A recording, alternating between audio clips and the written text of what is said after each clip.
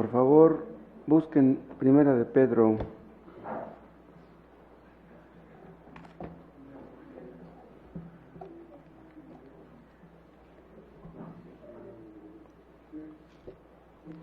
Aquí en el capítulo 3 de Primera de Pedro, este apóstol nos dice algo que ya Pablo nos dijo en Efesios 5. ¿Se acuerdan de que la esposa debe de someterse a su marido? Entonces, si quedaba un poco de duda, porque nada más lo había dicho Pablo, acá lo dice también Pedro.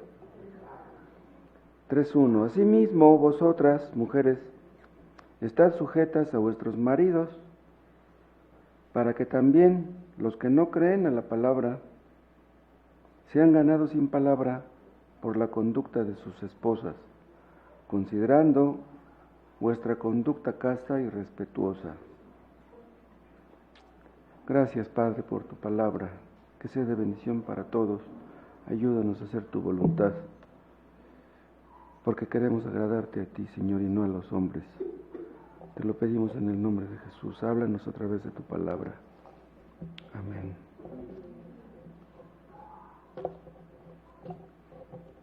El ego ha hecho que muchas mujeres se nieguen a creer que esta sea realmente palabra de Dios. Y pensarán que es palabra de Pedro, será palabra de Pablo, pero no de Dios.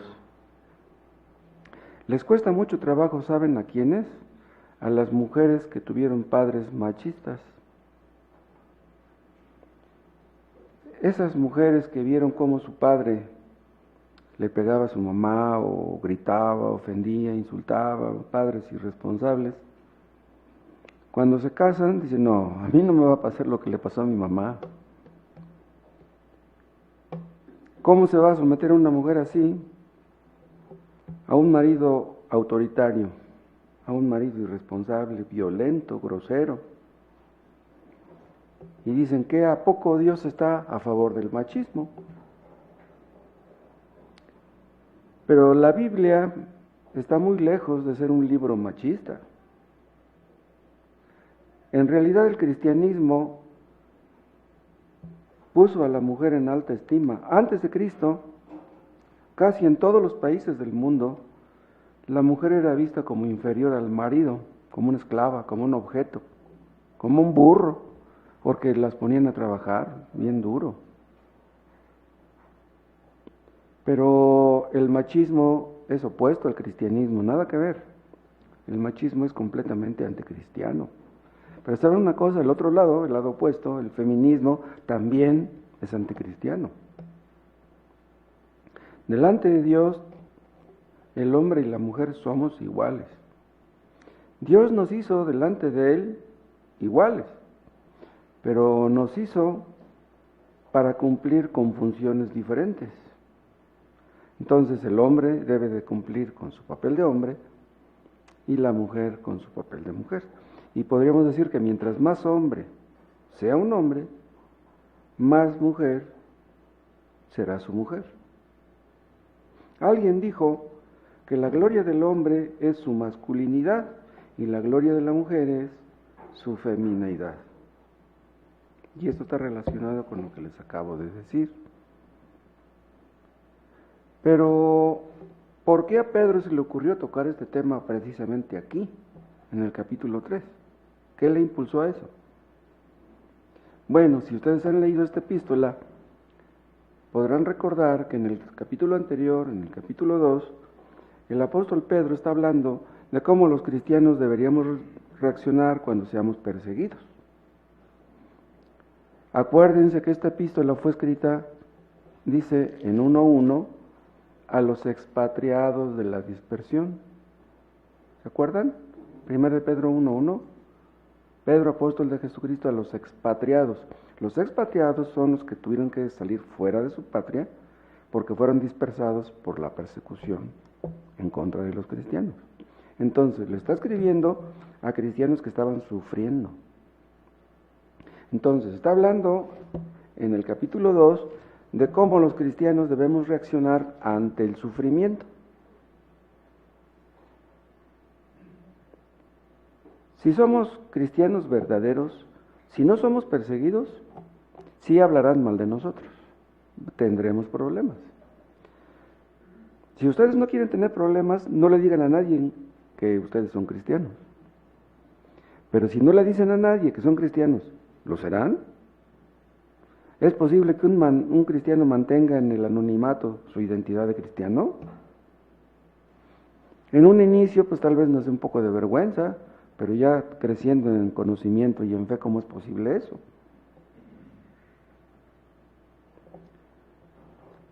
Pedro nos pone como ejemplo de sufrimiento a Cristo en el capítulo 1, en el capítulo 2, en el versículo 23. Dice: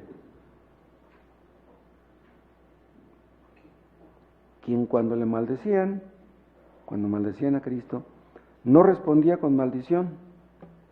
Cuando padecía, no amenazaba, sino encomendaba la causa al que juzga justamente. Vean. Y luego, conecten ustedes esta frasecita que está al principio del versículo 23 con lo que está al principio del capítulo 3. En el 2.23 dice: quien cuando le maldecían no respondía con maldición. Y luego dice en el 3.1: asimismo vosotras mujeres están sujetas a vuestros maridos.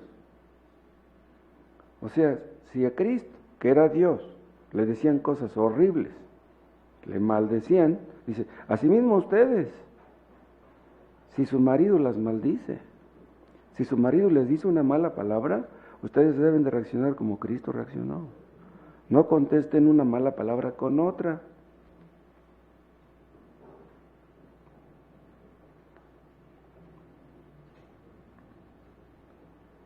Está hablando en el versículo 1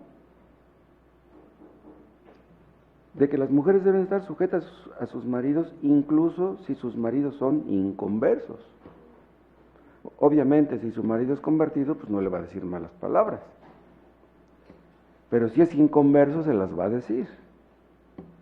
Dice: para que también los que no creen a la palabra sean ganados sin palabra por la conducta de sus esposas. Entonces está diciendo Pedro: si ustedes mujeres son cristianas verdaderamente y tienen maridos que son inconversos, no por eso deben abandonarlos. En algunas iglesias pentecostales, yo les hablo de esa iglesia porque yo estuve muchos años en esa iglesia y yo sabía cómo se las gastaban.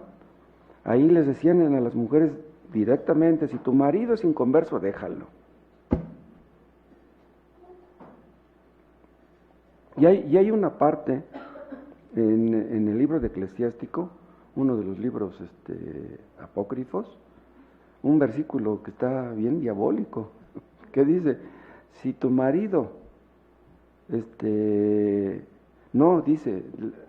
habla del marido, dice: si tu mujer no te obedece, déjala.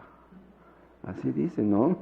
Tremendo. O sea, va al otro extremo, ¿no? Y está fomentando el machismo. Pero aquí Pedro dice que si la mujer tiene un marido que la trata mal, no por eso debe dejarlo.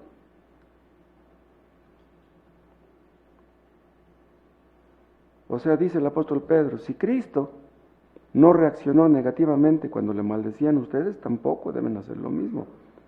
Qué tremendo que una esposa que todo el día está trabajando, que está cansada, está toda estresada y de pilón si tiene hijos traviesos, rebeldes, llega el marido enojado, la ofende, le dice malas palabras y ella se tenga que quedar callada. ¡Wow! Entonces, ¿qué debe hacer la mujer cristiana? Pues aquí nos lo dice en estos dos versículos el apóstol Pedro. Aquí vemos en esencia el deber de la esposa cristiana. ¿Cuál es su deber? Someterse. Vamos a ver lo que esto implica, pero vamos a ver primeramente lo que Pedro no está diciendo, ¿sí? Para que no me vayan ustedes a malinterpretar. El hecho de que la mujer debe someterse a su marido no significa que su marido debe estar por encima de Dios. No, el marido no es Dios.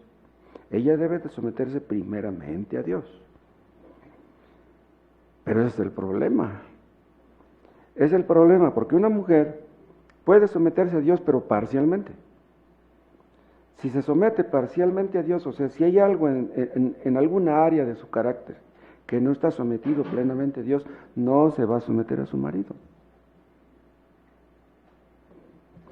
Vean, en 1 de Pedro, en el capítulo 2, vean el versículo 13. Por causa del Señor, ven, aquí se está dirigiendo a todos, aquí no se está dirigiendo a las mujeres, se está dirigiendo a todos los creyentes. Por causa del Señor, someteos a toda institución humana, ya sea al rey como superior, y a los gobernadores como por él enviado, etc. Vean, los creyentes debemos someternos a nuestras autoridades. ¿Pero por qué? Dice, por causa del Señor. O sea, el creyente debe de someterse a las autoridades, no por causa de las autoridades.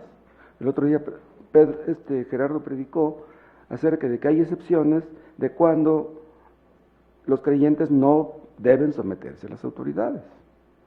Cuando nuestra sumisión a las autoridades entra en conflicto con nuestra sumisión a Dios, ya sabemos a quién tenemos que someternos primeramente. Entonces, conecten ustedes esta frase del versículo 13, 2:13, con lo que dice, asimismo vosotras mujeres. Entonces, asimismo vosotras mujeres, someteos, estad sujetas a vuestros maridos por causa del Señor. Es el mismo contexto. O sea, la mujer debe de someterse a su marido no por causa de que sea su marido, sino por causa del Señor. ¿Qué quiere decir eso? Porque el Señor te lo exige.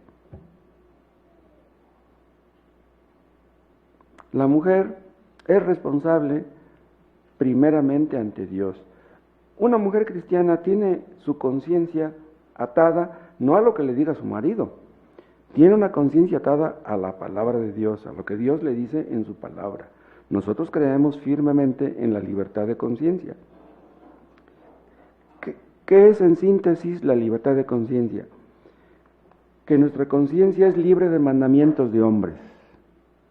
Si nos quieren endilgar mandamientos que no están aquí, esos mandamientos no son de Dios, son mandamientos de hombres. Entonces, ¿cómo a los mormones les dicen que no deben tomar Coca-Cola? Eso es un mandamiento de hombres, ese no es un mandamiento de Dios. Eso, bueno, supuestamente los mormones tienen como fuente de autoridad dos libros, el libro de Mormón y la Biblia, aunque sabemos que le hacen más caso a lo que dice el libro de Mormón. Pero ¿para qué tienen la Biblia? Pues la tienen nomás como parapeto, porque no creen en ella. Pero ni el libro de Mormón menciona la Coca-Cola, porque cuando José Smith escribió aquello, pues todavía no existía la Coca-Cola, supongo, ¿no? ¿En qué año se inventó la Coca-Cola? ¿Sabes tú, Gerardo? ¿Alguien sabe? No creo que tenga 100 años, ¿o sí?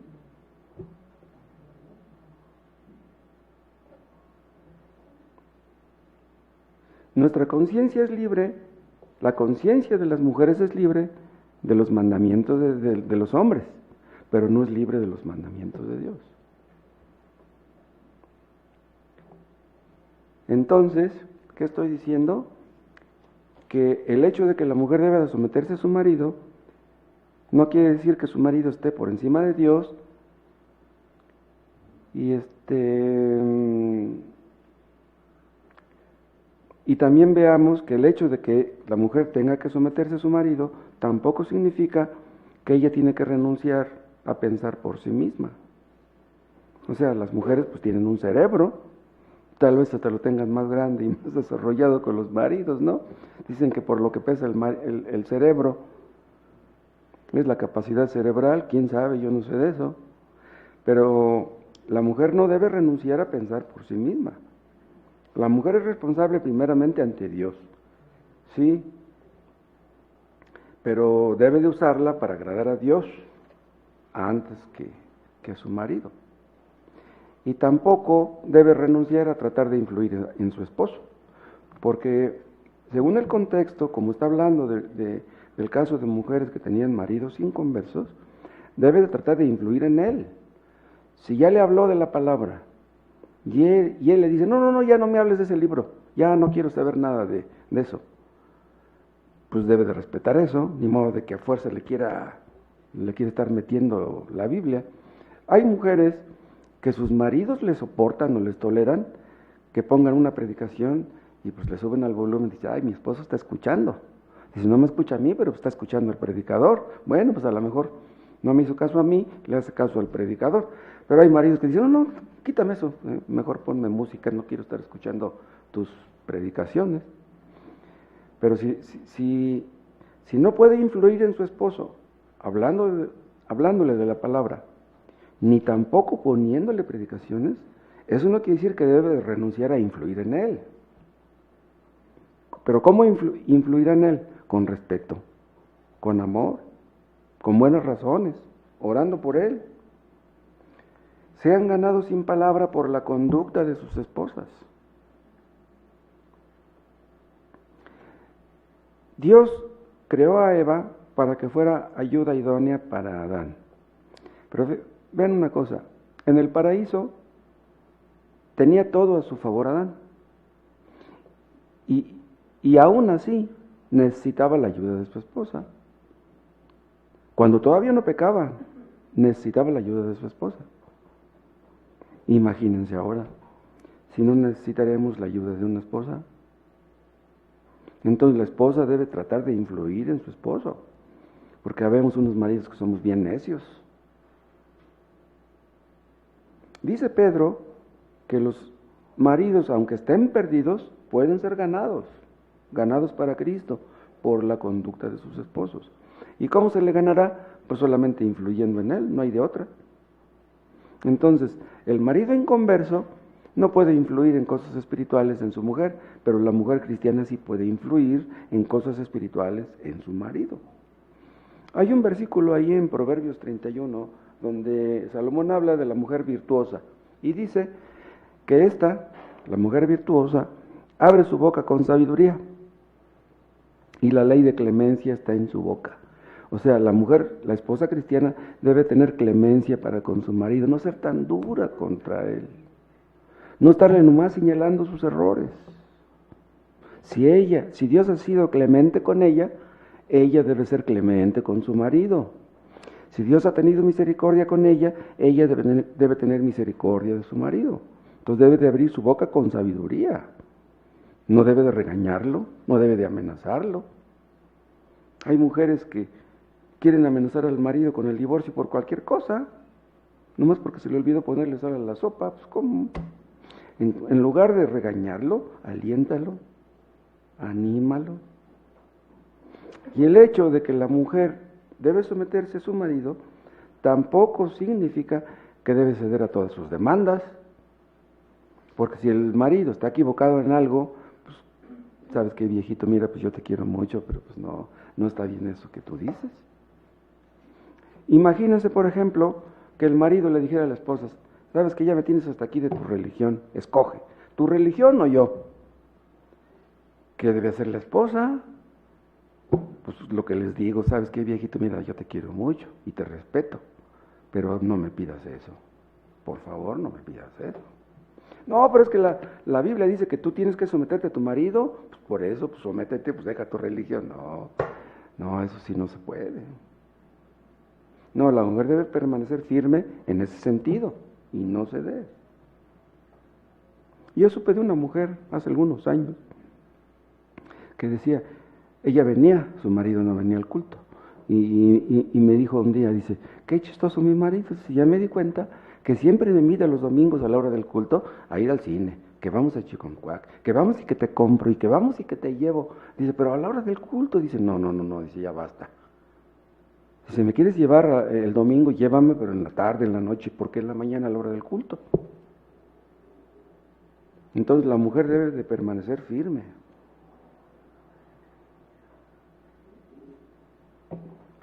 Si nuestra sumisión al Señor entra en conflicto con nuestra sumisión a las autoridades terrenales, provengan de donde provengan, ya sabemos qué hacer. Y este hecho de que la mujer debe de someterse a su marido, tampoco significa que su marido sea más inteligente que ella, o que ella sea menos capaz que él. Hay mujeres cristianas que no tienen muchos estudios, pero aunque no tienen estudios son más sabias que sus maridos. Pudiera haber aquí alguna.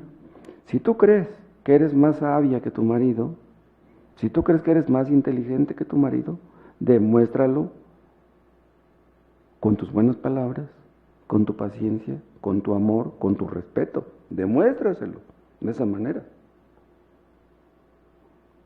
Hay mujeres que son muy capaces y que son muy inteligentes para muchas cosas, más que los hombres. Y tampoco significa que la mujer debe tenerle miedo al marido. Vean aquí mismo en el contexto, en Primera de Pedro 3, vean cómo dice en el versículo 6, como Sara obedecía a Abraham, vean, aquí está hablando de la sumisión y aquí está hablando de la obediencia, vean, ¿sí? Como Sara obedecía a Abraham, llamándole Señor, de la cual vosotras habéis venido a ser hijas. Si hacéis el bien, dice, sin temer ninguna amenaza. O sea, no es porque le tengas miedo, no. Es indigno que una mujer cristiana le tenga miedo a su marido. Y vean también lo que dice el 14. Mas también si alguna cosa padecéis por causa de la justicia, o sea, por causa de que vives una vida justa, bienaventurados sois. Por tanto, no os amedrentéis por temor de ellos, ni os conturbéis. No te amedrentes, esposa. No le tengas miedo a tu marido. Si te amenaza, no le tengas miedo. Hay un versículo en Proverbios, no lo apunté, que dice que el temor del hombre pondrá lazo, ¿se acuerdan? ¿Qué quiere decir eso que te pondrá lazo? Te va a atar. O sea, si tienes miedo al hombre, vas a estar atado. No vas a poder hacer la voluntad de Dios, te vas a sentir como prisionero. Si tú tienes temor del hombre y no evangelizas por eso, entonces nunca vas a evangelizar. ¿Cómo es eso? ¿Le tienes más miedo a los hombres que a Dios? Claro, tenemos que ser prudentes. Eso de andar evangelizando por todas partes o de subirnos al metro a evangelizar, como dicen algunos que hacen. Esos que se suben al metro no evangelizan, ¿eh? Ellos creen que evangelizan, pero no lo hacen. Pero tenemos que hacerlo nosotros, no necesariamente. No tenemos que andar evangelizando por todas partes, ni a todos los compañeros de trabajo. Pero cuando se presenta la oportunidad, cuando estás sola con una persona que te está abriendo su corazón, estás platicando con esa persona, háblale. Te la está poniendo Dios enfrente, no le hablas. Si una mujer le tiene miedo a su marido, eso impedirá que sirva a Dios como se debe. La mujer debe temer a Dios y no a su marido. Y tampoco significa esta demanda de Dios que la mujer sea inferior al hombre. Esto entra en el mismo terreno de lo que yo les decía hace rato, porque de que no es inferior, no lo es. En Efesios 5, ustedes recordarán que el apóstol Pablo dice que el marido es cabeza de la mujer. ¿Qué es lo que hace la cabeza? Pues es la que da las órdenes. El cuerpo obedece las órdenes que da, que vienen de la cabeza, que vienen de arriba. Pero hay otros versículos que nos dicen que delante de Dios el hombre y la mujer son iguales delante de Él. Vean, por ejemplo, no pierdan de vista aquí, Primera de Pedro, y busquen Primera a los Corintios, en el capítulo 11.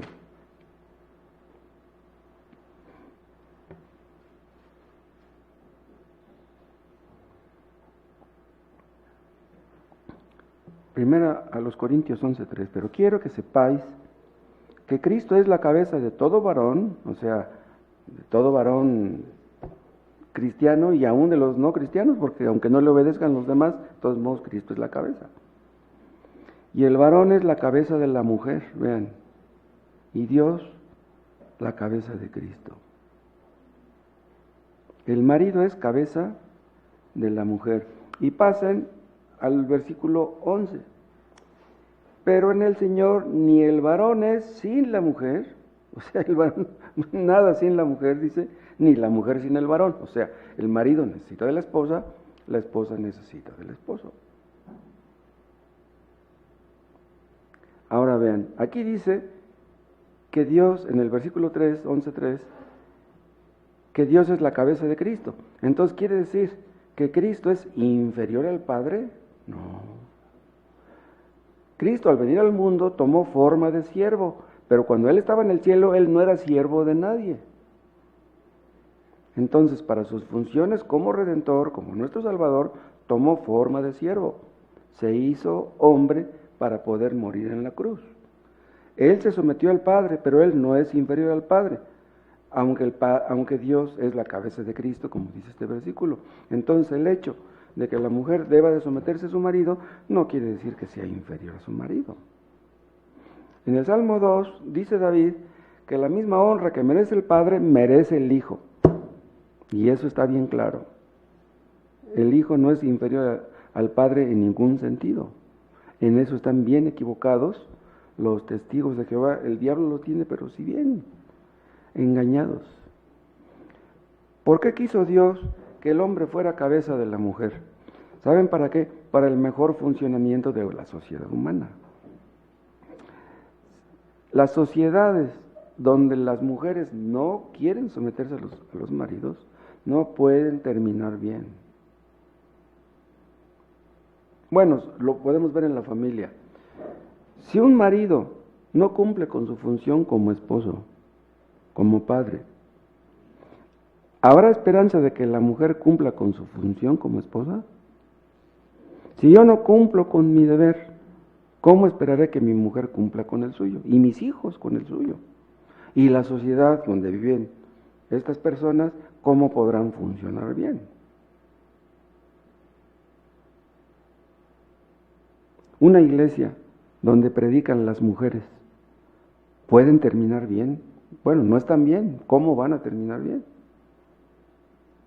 Se están negando a cumplir con su función de mujeres, y dicen algunas, bueno, yo predico es que los hombres no quieren predicar. Sacan esa excusa. Pero de todas maneras la palabra de Dios dice que las mujeres no deben predicar. Si no hay hombres que prediquen, pues ellas tienen que quedarse calladas también.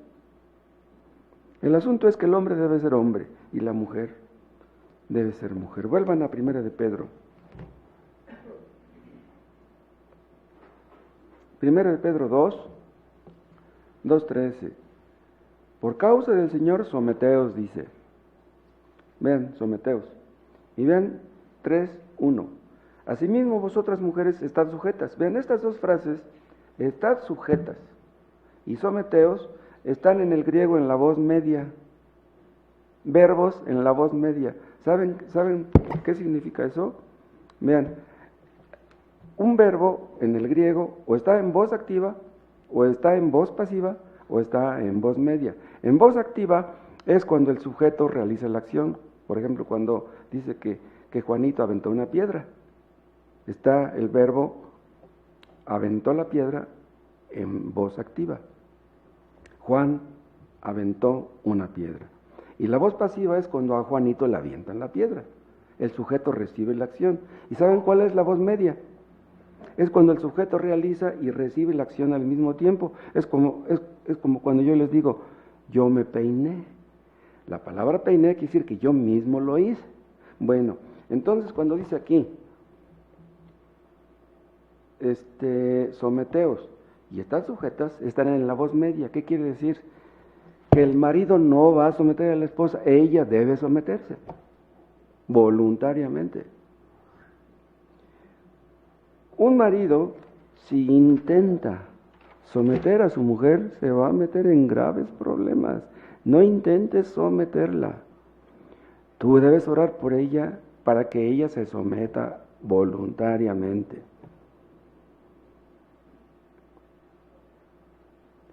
Pero como yo les decía hace un rato, en ciertos casos será una labor de toda la vida quizá. Las mujeres que sufrieron mucho a manos de ciertos padres. La sumisión es una actitud interna, ¿sí? Es una actitud que la mujer debe tomar la decisión de llevarla a cabo. O sea, decidir respetar a su marido. Una disposición interna de obediencia. Porque aquí mismo vimos en el versículo 6, 1 de Pedro 3:6, de cómo Sara obedecía a Abraham. Y dice que le decía Señor. Esta palabra que le decía Sara a Abraham, 3:6, dice, como Sara obedecía a Abraham llamándole Señor. Esta palabra Señor es la palabra curios, nada más que aquí está con minúscula. Es la palabra que se aplica a Dios. Es como si la mujer viera a su marido como un pequeño Dios. ¡Wow! Entonces esa sumisión debiera llegar hasta ese punto, a la obediencia. A través de la historia, esta palabra, en todas las razas, ha sido usada como señal de respeto hacia la autoridad, como cuando el capitán le dice a un soldado algo, dice el soldado dice, sí señor, yes sir, ¿no? Esto de que el marido es cabeza de la mujer es algo que Dios estableció, no es algo que el marido haya inventado. El hombre no se puso ahí. Y yo les hablaba de cómo algunas mujeres tal vez sean más inteligentes que sus maridos. Vean, un sargento pudiera ser más inteligente que un capitán, más capaz que un capitán, pero el sargento se tiene que someter, pues es el capitán, ni modo. A lo mejor está equivocado con una orden que dio el capitán, pero de todas maneras tiene que someterse. Y los hogares donde no se cumple con esto, no pueden funcionar bien, no se puede. ¿Saben ustedes qué es lo que acaba con los matrimonios? La soberbia. Sea de parte de la mujer o sea de parte del marido, yo soy mejor que tú, o yo no soy menos que tú. En una empresa, en un equipo de fútbol, en una familia, debe de haber una autoridad, debe haber reglas, deben ser respetadas esas reglas. ¿Por qué todos los equipos de fútbol tienen un capitán? ¿Por qué a fuerza deben tener un capitán? ¿Qué es lo que hace el capitán? El capitán les dice a los demás, échale ganas, córrele, vete para allá o sea, los anima, los alienta, les dice que están haciendo malas cosas, hasta si es posible les grita y los regaña.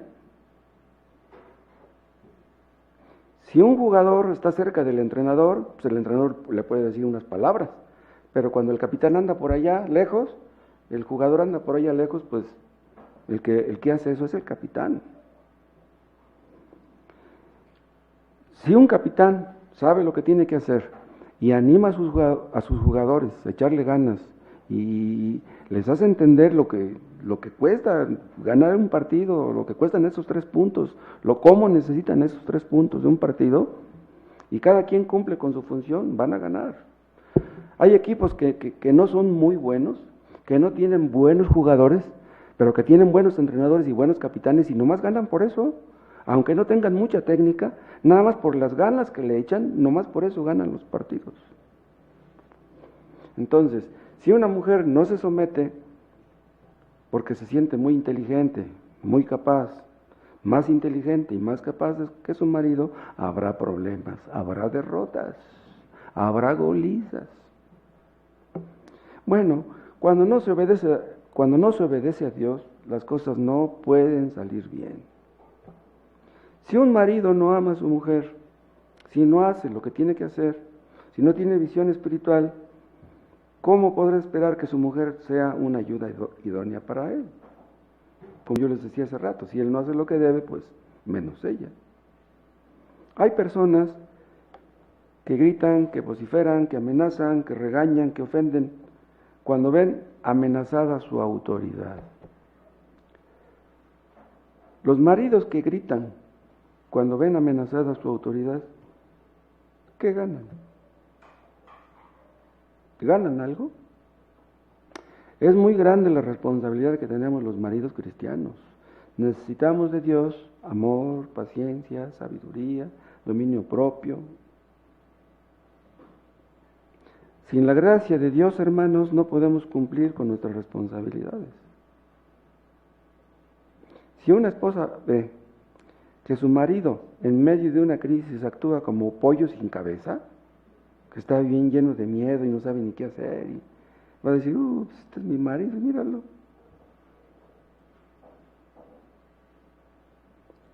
Si la mujer tiene fortalezas espirituales, debiera influir por medio de ellas en su marido, y viceversa. O sea, como que debiéramos complementarnos, ¿no? Algunos cristianos somos buenos para unas cosas y somos malos para otras. Y así es en todas partes. Nadie es bueno para todo. Todos cometemos errores. Si mi esposa tiene una mejor opinión que yo, pues debo reconocerlo. Pero hay maridos necios que no oyen los consejos de nadie. El liderazgo, acuérdense ustedes, hermanos, es una posición de servicio. Cristo, siendo quien era, no vino para ser servido, sino para servir. Entonces, ¿cómo nos quedará la soberbia a nosotros? Si quieres ganar a tu marido, pues sírvelo. Marido, ¿quieres ganar a tu esposa inconversa? Pues sírvela. Ayúdale, apóyale. Mujer, si quieres influir en tu marido, no le digas que es un mediocre, aunque lo sea. No se lo digas. ¿Qué te ganas? No hagas planes sin consultar con él. No lo regañes como si fuera un niño. ¿Saben qué? El hecho de que una mujer se someta a su marido es cuestión de fe. O sea, las mujeres que no se someten a sus maridos es que no confían en Dios. Así de simple. Ellas dirán, no, yo sí confío en Dios. En el que no confío es en mi marido. ¿Cómo voy a confiar en mi marido si es un necio? Pues Dios te dice que debes de someterte a tu marido, aunque sea un necio. Además, no se les olvide, mujercitas, que ese marido que ustedes tienen, aunque cometa muchos errores, es el marido que Dios les dio. Y es el marido que ustedes escogieron. En la soberanía de Dios, Él se los dio. En la responsabilidad humana es el que ustedes escogieron. Entonces, no te conviene decirle a tu marido que es un tonto. Vean 1 de Pedro 3.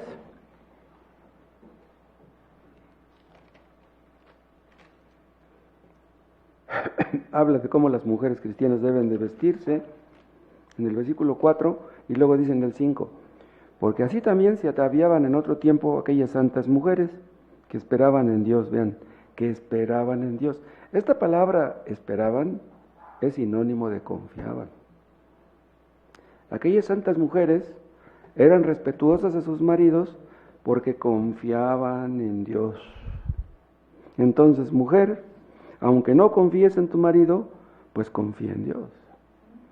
Tú no puedes quitarle lo necio a tu marido, pero Dios sí puede. Aunque tu marido sea un sicario, un borracho, un drogadicto, un narco, aunque tu marido fuera como el Chapo Guzmán, tú confía en Dios. Tú haz lo que Dios te manda y Dios se encargará de tu marido. Entonces ya vimos la esencia del deber de la esposa.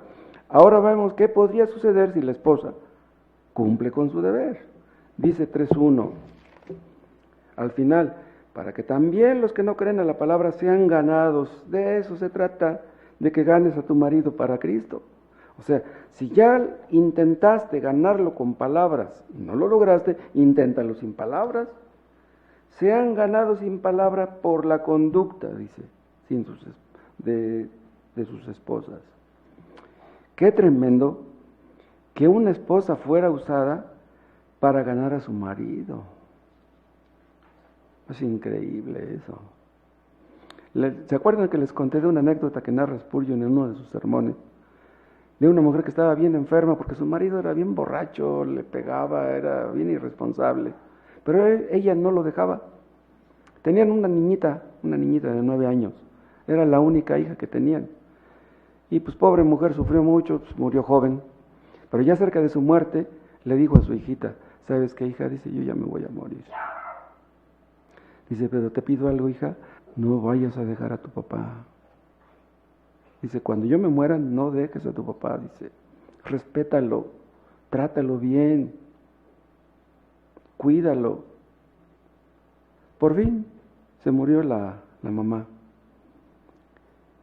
Y días después llegó el papá bien borracho.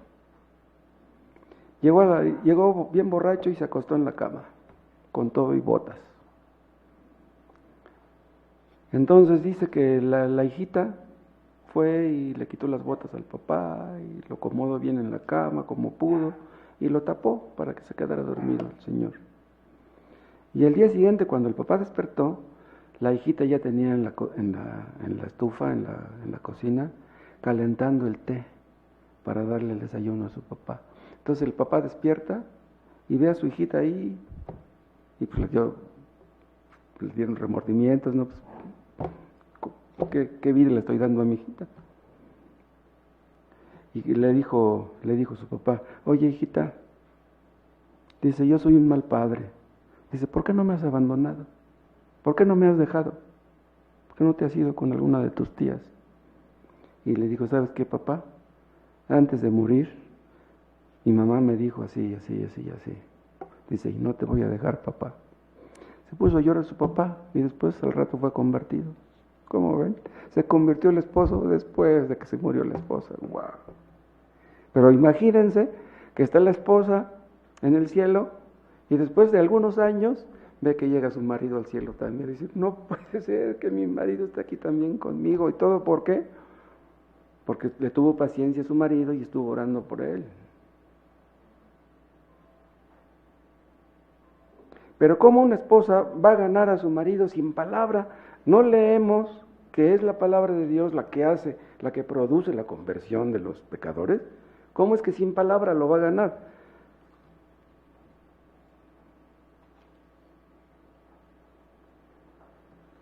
Bueno, tú con tu conducta casta y respetuosa, como dice aquí, puedes animar a tu esposo, aunque ya no quiere escucharte, puedes animarlo a que un día venga a escuchar la palabra. O puedes animarlo a que te vuelva a escuchar, aunque ya te había dicho que te callaras. En cambio, si tú no respetas a tu marido, ni querrá escucharte, ni querrá leer la Biblia, ni mucho menos querrá venir contigo al culto. Pero si te ve con una actitud casta y respetuosa, a lo mejor se pregunta, a lo mejor estoy equivocado, a lo mejor estoy mal yo y mi esposa es la que está bien. Dice, con una conducta casta y respetuosa.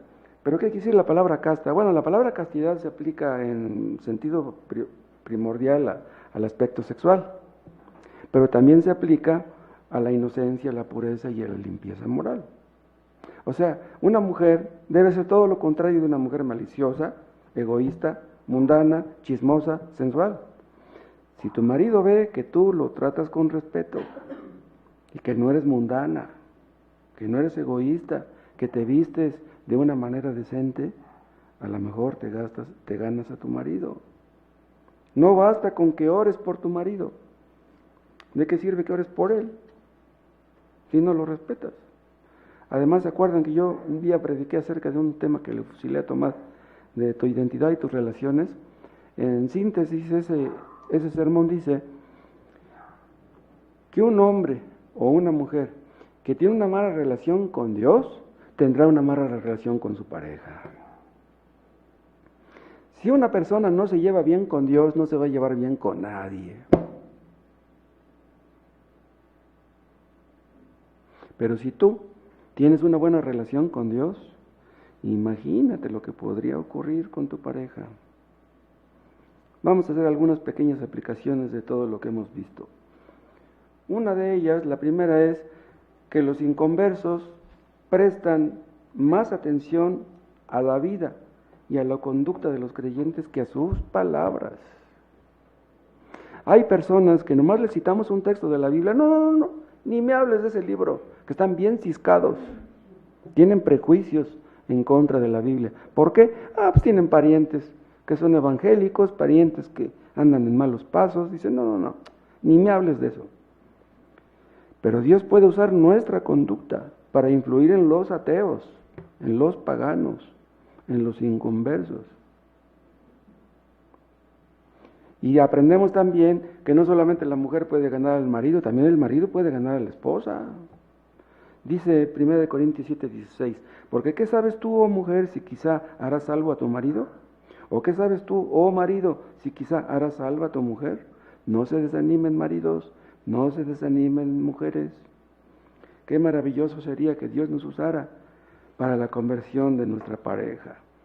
Aunque nunca llegaran ustedes a predicar, aunque nunca nadie de la cuadra, de los vecinos se convirtiera, si Dios los usara en la conversión de su pareja, con eso tienen para llegar felices al cielo.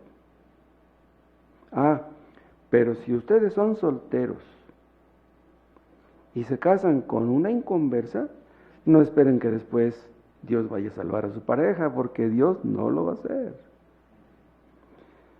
Si tú te casas con una inconversa o con un inconverso, creyendo que eres convertido, tal vez no lo seas, porque si lo fueras no te casarías con un inconverso o con una inconversa. El contexto de estos versículos, ya lo dije, habla de aflicción. Bueno, pues los que se casan con un inconverso, sabiendo que no deben hacerlo, no saben en la que se meten. Es así que es aflicción. En cambio, si un cristiano se casa con una cristiana, van a tener luchas, van a tener pruebas, pero Dios estará con ellos. Dios insiste en una y otra parte acerca del buen testimonio de los cristianos. ¿Saben por qué? Porque un alma vale muchísimo. Una sola alma. Qué maravilloso que Dios nos pudiera usar, que aunque fuera para la salvación nada más de una sola persona. En el contexto de Primera de Pedro, leemos de sufrir por ser cristianos. Vean 2:20. Primera de Pedro 2:20. Pues qué gloria es, si pecando sois abofeteados y lo soportáis. Dice, pues ¿de qué presumes? Pues sí, te pegaron, pero pues es que tú te la merecías. Dice, mas si haciendo lo bueno sufrís y lo soportáis, esto ciertamente es aprobado delante de Dios. Vean, esta mujer que les digo que le enseñó a su hija que no dejara a su papá, sufrió y Dios recompensó su sufrimiento dándole la salvación a su marido. Qué tremendo. Es increíble eso. Aquellos cristianos primitivos, en el contexto de por qué fue escrita esta epístola, todos aquellos cristianos dieron buen testimonio. Ven aquí en el 18, criados, esto habla de los esclavos. Estad sujetos con todo respeto a vuestros amos, no solamente a los buenos y afables, sino también a los difíciles de soportar. Tú cumple con tu trabajo, debes ser responsable, aunque tu patrón te pague poco. Debes de cumplir bien con tu trabajo y ser responsable. Aquellos cristianos primitivos sufrieron mucho, nosotros no hemos sufrido nada en comparación. Pero imagínense, si tuviéramos que sufrir y Dios usara nuestro sufrimiento para ver a algunos salvos, eso sería maravilloso. Entonces, mujercita, no le contestes a tu marido como se merece. Pon, como dice Becky, ¿sí? Cierra la boca. Si te enojas con tu marido y lo regañas, nada ganas y sí pierdes. Hermanos, si hacemos la voluntad de Dios, un día estaremos con Él. Y acuérdense que el cielo es un mundo de amor. En el cielo ya no habrá insultos ni pleitos, ya no habrá gritos, ya no habrá demandas, ya no habrá divorcios, ya no habrá ninguna clase de problema matrimonial. Pero los que no quieren hacer la voluntad de Dios estarán en un mundo de odio, en un mundo lleno de rencor, de blasfemias, de odios, de remordimientos, el lloro y el crujir de dientes. Entonces, imagínense lo que vale un alma. Hagamos todo lo posible por buscar la salvación de nuestros seres queridos. ¿Cuánto vale el alma de uno de nuestros hijos, hermano? De uno de nuestros hijos, ¿cuánto vale el alma? Muchos se preocupan porque sus hijos no pueden terminar su carrera y no se preocupan por hablarles de Cristo. ¿Te preocupa más la carrera de tu hijo? Mujercitas, no pongan sus ojos en sus maridos, pónganlos en Cristo, Maridos, no pongan sus ojos en sus mujeres, pongan sus ojos en Cristo. Nuestra pareja tiene muchos defectos, pero Cristo no tiene ninguno.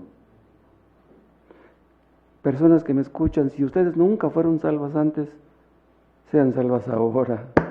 Si nunca vinieron a Cristo, vengan a Él ahora. Pídanle que les perdone.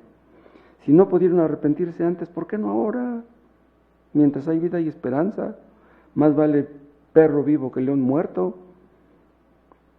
Si nunca se arrepintieron antes, háganlo ahora. Y si tienen un corazón muy duro, díganselo a Dios y Él les dará un corazón de carne. Y los perdonará y los recibirá con los brazos abiertos. Lo que ustedes necesitan no es una pareja, lo que ustedes necesitan es el perdón de sus pecados. Te damos gracias, Padre, por tu palabra. Úsala para bendición de tu pueblo. En el nombre de Jesús. Amén.